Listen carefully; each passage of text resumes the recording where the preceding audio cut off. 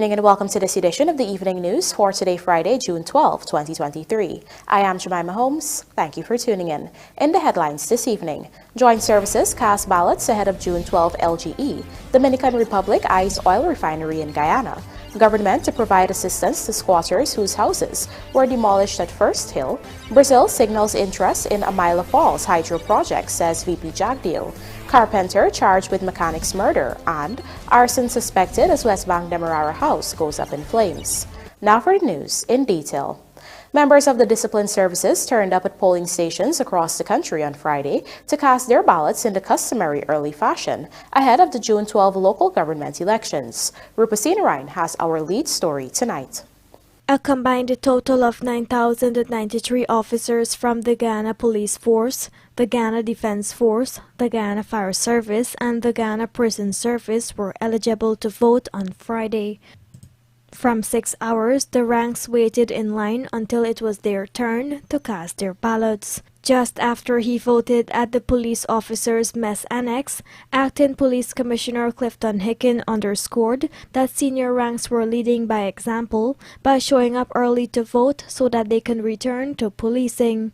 Over 5,700 ranks from the Guyana Police Force were expected to vote. Across the regions, as you can see, we're leading by example. All the commanders are leading by example, like the commissioner, and I think we're going to have a smooth flow.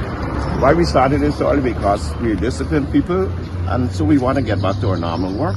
We're going to finish here soon, and so we can continue to police. Officers from the Guyana Prison Service voted at 5 polling stations across prison locations. Director of Prison Niklon Elliott voted at the Camp Street prison location, where he informed that 493 ranks of the prison service were eligible to vote. The Chief of Staff of the Guyana Defense Force, Brigadier Omar Khan, informed the media that their voting population is 2,799 ranks. And the uniqueness of the military and the joint services is that we have ranks disposition across many locations. I believe it's 23 locations we have so far, with 16 locations with 23 polling stations. And the reports coming in that voting has been smooth so far. Meanwhile, Chairperson of GCOM, retired Justice Claudette Singh, spoke on the sidelines of these activities, where she expressed her satisfaction with the process, despite indicating that it was slower than anticipated. I'm satisfied with what is, what is going on right now and how they're moving very quick. Well, it takes time, but they're getting there. The GCOM chair also informed that all systems are in place for the holding of local government elections 2023 on June 12th. Rupa Sinarayan, The Evening News.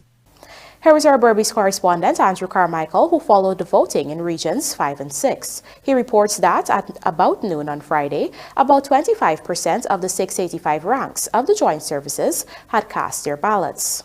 Good morning all. I now declare poll open. That was the opening of poll at Central Police Station in New Amsterdam, where 344 members of the joint services were expected to cast their ballots. However, throughout Region 6, a total of 422 police officers, 80 prison officers, and 11 GDF officers were slated to vote on Friday at 4 different locations. In Region 5, 173 police officers were listed to vote at 2 locations. At Mahaica Police Station, by midday, 1/3 of the 46 had exercised their franchise. At the Fort Wellington Police Station, 127 voters were listed, and by noon, only about 1/3 had voted. In Region 6, at Wim, 23 police officers were listed to vote, and less than 15% had did so by midday, while at Springlands, 54 police officers and 4 GDF ranks were listed to vote.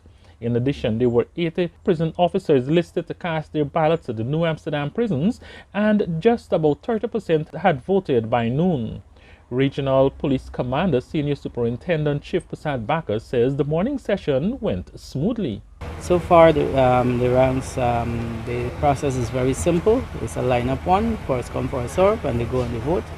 And they carry on the normal business during the day, normal police activity as always.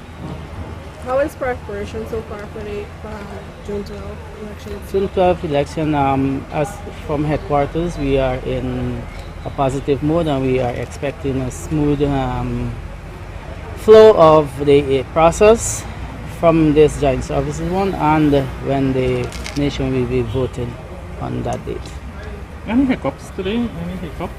No hiccups so far. The ballot box was uplifted from here to Prison Sports Club. It was escorted and they commenced at 06 hours. All of our polls in Region 6. Meanwhile, officers who were expected to but did not cast a ballot on Friday will be able to do so on E-Day, June 12th, in their respective constituencies.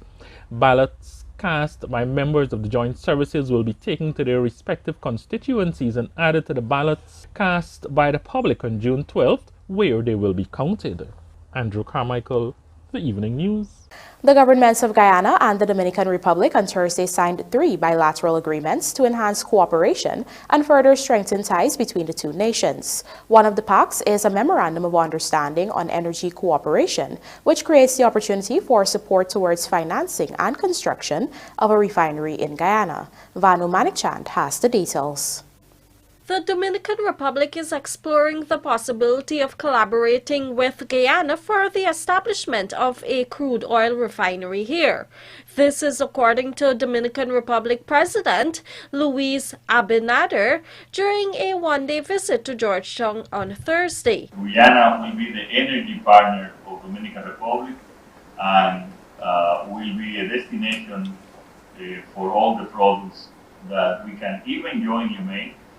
Because it is important that we are also looking, that you know that we're also looking for, and in this MOU we will discuss also exploitation of gas, oil, and also a possible, or has to be discussed between our countries and private sector, also of a possible refinery joint venture here in Guyana. Only in April, it was reported that the Guyana government has not yet made a decision on whether it will pursue the construction of an oil refinery in the country, though it had previously indicated that several proposals were received on this. Nevertheless, President Dr. Irfan Ali on Thursday used the opportunity to encourage the Dominican Republic delegation, which included both public and private sector officials, to participate in other areas within Guyana's oil and gas industry, such as the ongoing oil block auction. He also highlighted the many benefits that will come, especially to the business sector, when the government's model gas-to-energy project goes on stream by the end of 2024. We also encourage you to participate in our local process or bidding process. We have 14 options out now for oil blocks, both shallow and deep water. We will have opportunities that will come on stream for gas. So all of these are opportunities I think that we are ready to work with you on. Biggest disadvantage now for manufacturing and agro processing in Guyana is the cost of power. But the cost of power will be reduced substantially in the next 2 years. It will be cut by half because of the gas control project that we're doing. Meanwhile, the two heads of state witnessed the signing of other agreements at the Arthur Chung Conference Center on Thursday. In addition to the MOU on cooperation in energy-related matters, ministers from Guyana and the Dominican Republic also inked agreements for political consultation between the two foreign ministries and an air services agreement between the two governments. Reporting for The Evening News, Vanu Manikchand. Once again, here is Vanu Manikchand, this time to report that, with the aim of attracting investments, the Guyanese Ministers of Government on Thursday pitched several major developmental projects in Guyana to potential investors from the Dominican Republic, who were part of a high-level delegation from that Caribbean nation. President of the Dominican Republic, Luis Abinader, on Thursday led a delegation of senior government and private sector officials from his country for a one-day visit to Guyana. According to the head of state, they are eager to be part of Guyana's economic development. What we want is to be a part of your success. What we want is to accompany you in your success. And we know that we can do that if we, as the best partner that you can have. So we wanted to come here to establish this relationship that our business people, with your business people, can work together. We have also a very strong and private finance sector, which allows also we can finance the projects, the joint projects that we can do together. This pronouncement by the Dominican Republic President was welcomed by the Guyana government as it outlines the many investment opportunities here. There are immense opportunities for investment in Guyana, and we welcome you and the delegation from the Dominican Republic here to Guyana to have wide-ranging discussion on the possibilities that exist between our two countries. Some of the areas, summarized areas of opportunities are livestock, mega projects like corn and soya that we started recently, fisheries and aquaculture, large-scale commercial cultivation of agriculture crops, and vegetables, and value-added processing. Now, for the livestock sector, this is an excellent investment opportunity for production of meat, especially beef and mutton, lamb, poultry product. We are dealing with two major aspects of development: hemispheric integration and transformation, which will allow us to be able to link with Suriname, the bridge across the Quarantine River, phase 2 of the Linden-Letton Road, which will carry us all the way to across the Tattoo into Brazil. And once in Brazil, we're opening up the entire South American continent. Another opportunity that exists immediately is the 4-lane bridge across the Demerara River at Linden to Wisdom. And that is an opportunity and an open door that is wide open for investment. In terms of our internal integration for economic advancement, there are a number of new projects that are still out there for discussion and financing. We're talking about the development of the road from Eureka all the way into Goshen. We are still open and available for discussion on developing our ports. The Dominican Republic, they have great advancement on port development. Meanwhile, to further strengthen bilateral cooperation between the two countries, the Dominican Republic has established its first embassy in Guyana. On the other hand, the private sector from both countries have also pledged to work together. In fact, several agreements are expected to be signed between various private sector bodies later this month when President Dr. Irfaan Ali leads a Guyanese delegation to the Dominican Republic. Reporting for the Evening News, Vanu Manakchand. In light of an ongoing dispute between the squatters and property owner Lawrence Almeem, which resulted in several houses being demolished, the minister within the office of the Prime Minister, Kwame McCoy, and the Chief Executive Officer of the Central Housing and Planning Authority, Sherwin Greaves, met with the aggrieved squatters on Friday. The ongoing conflict stems from the demolition of squatter structures by the private landowner on May 31, 2023, following a civil court ruling. Through CHNPA, the government is implementing a relocation and settlement program to ensure that families are in a safer environment. Greaves revealed that each household will be offered a plot of land or a turnkey house based on their preference. He indicated that all the applications will be fast-tracked and urged the squatters to work with the agency. The Guyana Lands and Surveys Commission is also offering the squatters land at Long Creek along the Linden-Susike Highway. Additionally, persons have the option of remaining at the Hillfoot land and applying for prescriptive rights. Meanwhile, Minister McCoy further assured the squatters that the government will work with all those who are displaced. He reaffirmed that the government is in no way responsible for the eviction and urged them to ignore falsehoods spewed by the political opposition. Squatters have also been urged to refrain from unlawfully blocking roads and damaging properties. Coming up on the other side of the break, arson suspected as Westbank Demerara house goes up in flames, and footballer dies in Mandela Avenue accident. Please stay tuned.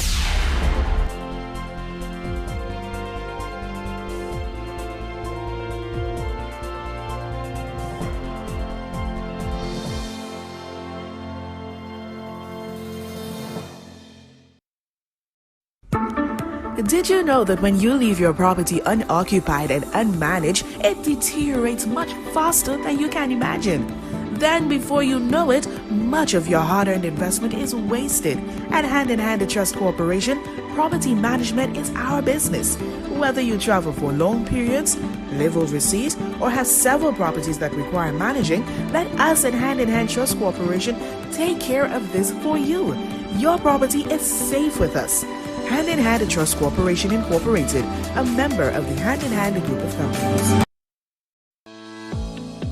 Why you must vote at local government elections. Local government officials make decisions every day that affect the well-being of your life, the lives of your family and community. By voting for a voluntary group, political party or individual candidate of your choice, you will be electing the people who will make these very important decisions. If you don't vote, then you allow other people who do vote to choose local government officials without your input. Those others may not share your views about issues that matter to you. Voting also provides you with an opportunity to remind the elected government officials that they are accountable to you. Every eligible citizen has the right and responsibility to vote at local government elections. Monday, June 12, 2023 is Local Government Elections Day. For further information, contact GCOM on 225-0277-9, 226-6557, 223-9650, or visit the GCOM website at www.gcom.org.gy.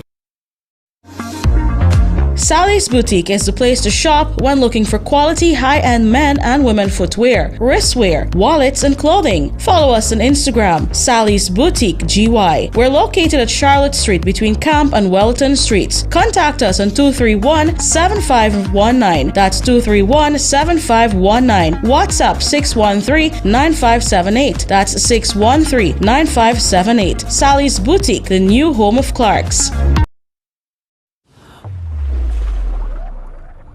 Virtual Keno. It's a game of numbers. Choose your lucky numbers and win up to 10,000 times your stake. Visit www.superbet.gy to place your bets. Must be 18 years and older. Terms and conditions apply. Play responsibly. Superbet, your best bet.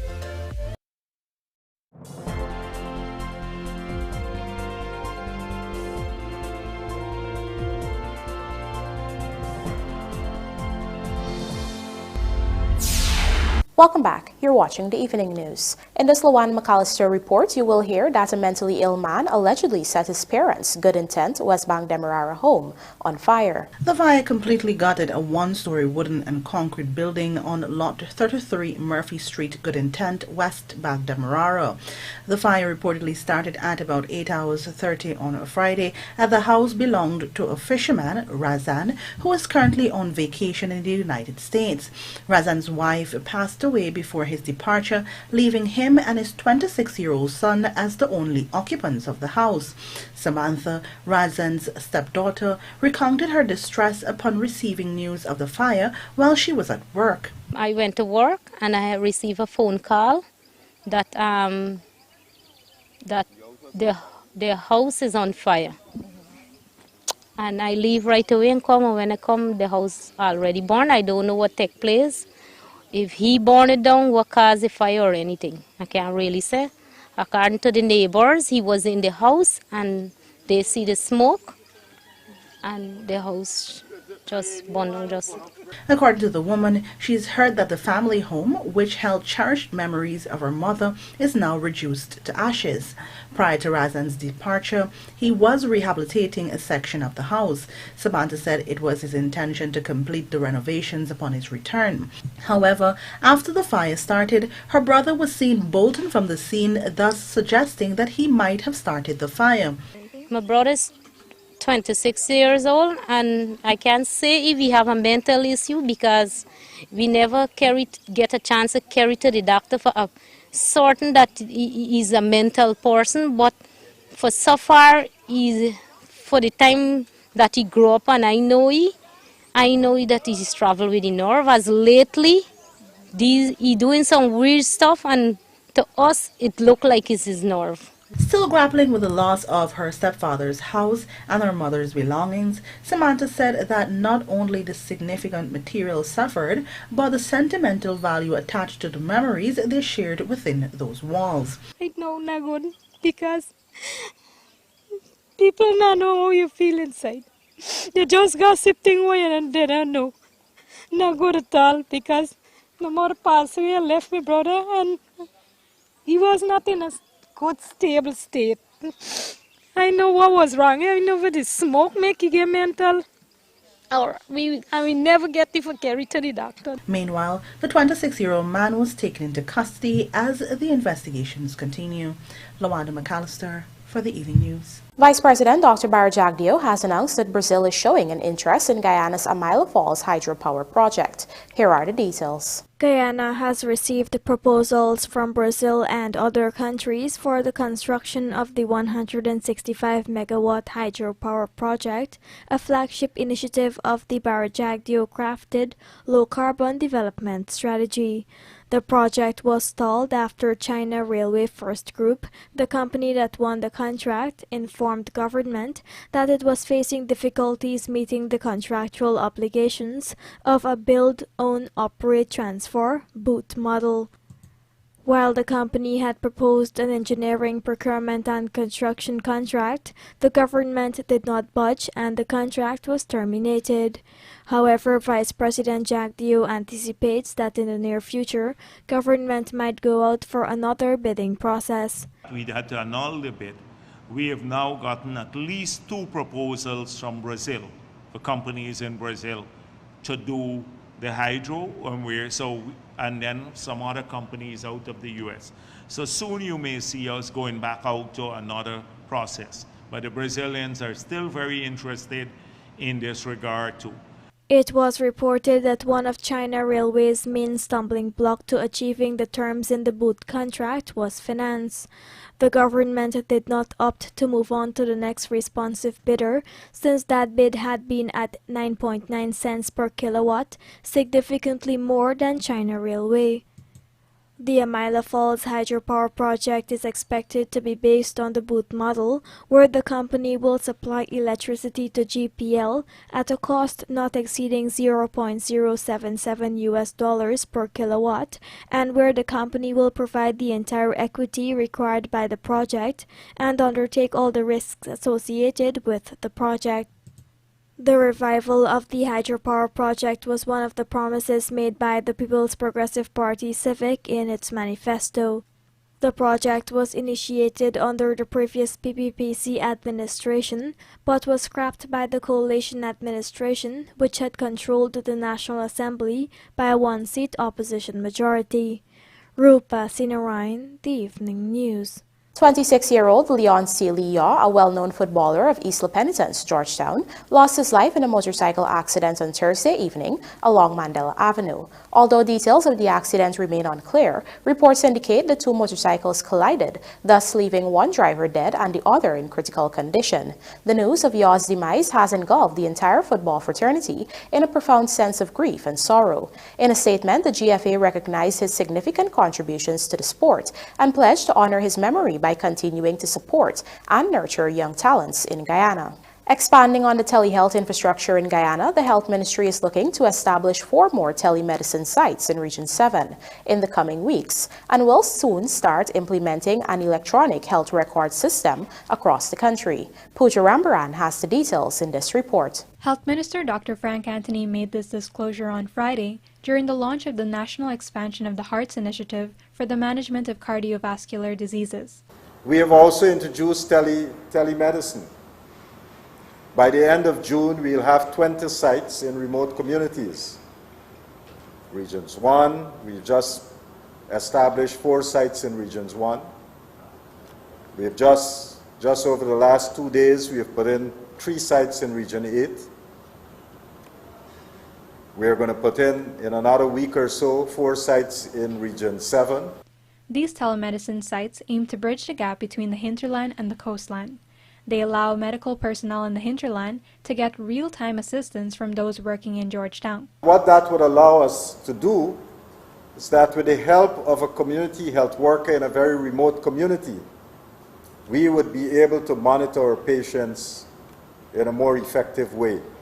Because this system allows us to listen to their heartbeat, to do an ECG, to do an ultrasound, and a whole host of other things. And they can stay in their village 500 miles away from here, and the doctor from Georgetown can be talking to them, or one of the regional hospitals can be talking to them.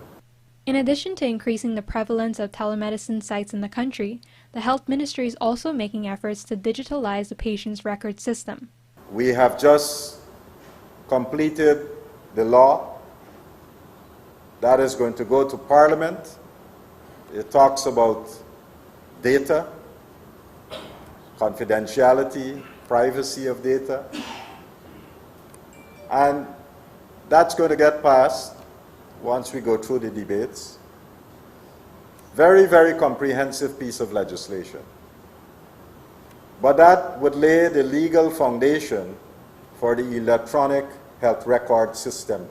Dr. Anthony added that close to US $9 million is being invested to move this system forward. A recent arrangement with the Inter-American Development Bank is funding the first phase of this project. What that would ultimately result to is that any patient who is coming into the public sector would have one record. They'll have one unique identifier, and you can go in any part of the system, whether it's from Charity or Skeldon or Latem. Once you present your card or your unique identifier, they would be able to pull up your record in any part of the system. While the minister clarified that it would likely take a few years for this system to be fully operationalized, when it comes on stream, it will ease the present conditions patients experience. Pooja Rambaran for the Evening News. 49-year-old carpenter Hamid Amin, also known as Pepe, was on Friday arraigned before Sparendam magistrate Alicia George for the murder of his niece's boyfriend, whom he had stabbed to death at Monrepo, East Coast Demerara, earlier in the week. He was not required to plead to the indictable charge, which stated that on Monday, May 29, he murdered Shivram Mahabir, 23. Amin, who was represented by attorney-at-law Jerome Khan, was remanded to prison until August 22. It has been reported that Mahabir, a mechanic, was stabbed multiple times and later succumbed to his injuries while receiving medical attention at the Georgetown Public Hospital. Amin allegedly inflicted the fatal wounds on Mahabir while Mahabir was inside his girlfriend's room. After the attack, he reportedly fled the scene but was later apprehended by the police. And now for a look at the bridge reports. The Demerara Harbor Bridge will be closed to vehicular traffic on Saturday, June 3rd, 2023 at 3 hours 30 for a period of 1.5 hours. Meanwhile, the Burbase River Bridge is expected to be closed at 15 hours 55 on Saturday, June 3rd, 2023, also for a period of 1.5 hours. Dari eager to excite Guyanese fans, and T20 stars retained by TKR for 2023 CPL. This and more coming up in the Sportcast, sponsored by MacCorp.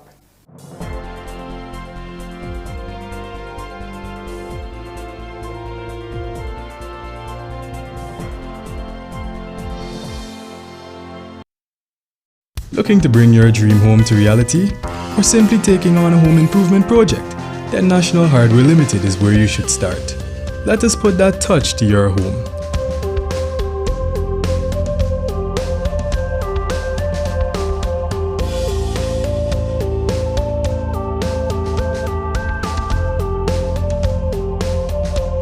Choose from over 1,000 Berger Paint original hues for any surface.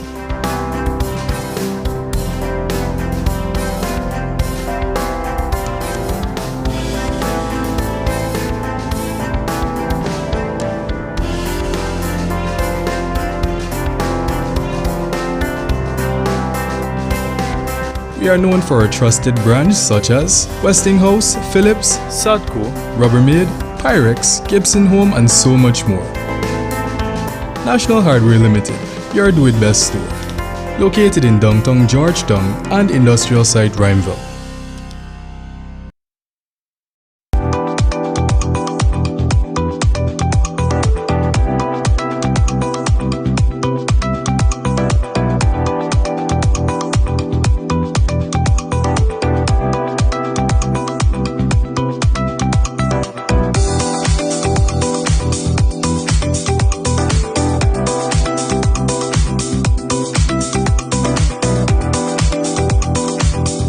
Come visit us on Waterloo Street.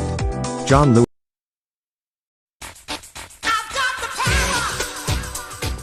American-made Janorak pressure washers from Sylvie's Variety Store gives you the power you need to blast away dirt and grime. Providing the perfect cleaning power for any tough jobs around the house or business. From 2,500 to 4,000 PSI. So get the Janorak pressure washer today with all the parts and accessories available from Sylvie's Variety Store.